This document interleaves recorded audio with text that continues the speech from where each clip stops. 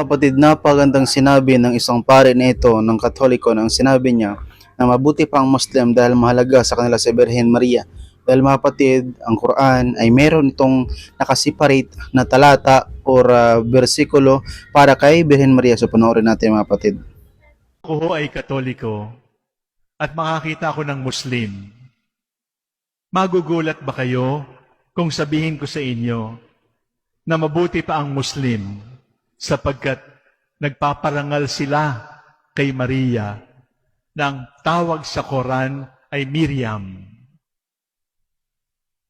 Mabuti pa ang Muslim sa pagbasa nila ng Quran, nakikita nila sa Quran kung gaano kalaki ang kadakilaan ni Miriam, ni Maria.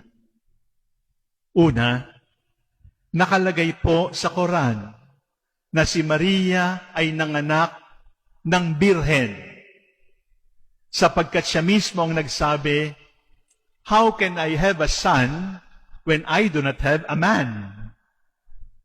Hindi po ito galing sa Biblia. Ito po ay galing sa Quran. Ibig sabihin, sa pahina ng Quran ay makikita na ang mahal na birhen ay birhen para sa mga Muslim. Hindi nila maintindihan, pero nandoon sa kanilang paniniwala na ang nanay ni Jesus ay birhen.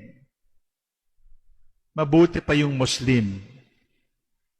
At pagkatapos noon, ay sa pananalita ni Allah, ay sinasabi na ang birhen ay pinaka-special sa lahat ng babae.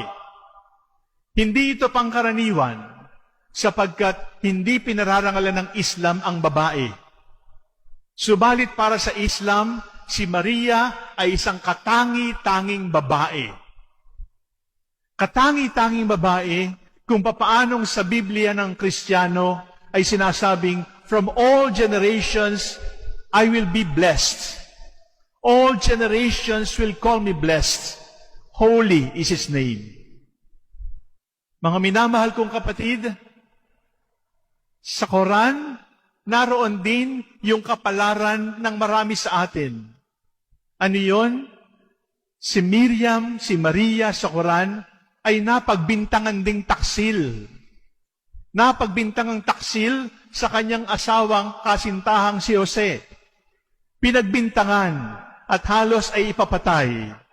Alam natin ito sa ating kasaysayan bilang Katoliko, pero alam din ng mga Muslim na ang mapagbintangan ay alam ng mahal na birhen. Birhen, tanggap nila. Pinagpala sa babae, pinagpala ni Allah.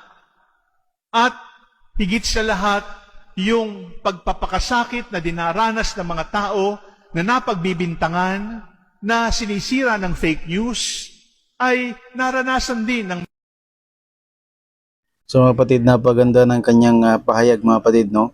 So yun ay isang pare, okay, ng Catholic na kung saan ay pinag-aralan ng ilang taon ng Biblia, pero sa kanyang kaalaman dahil sa kanyang pag-aaral ay nasabi niya na mabuti pa ang Muslim. Mashallah, tabarakallah.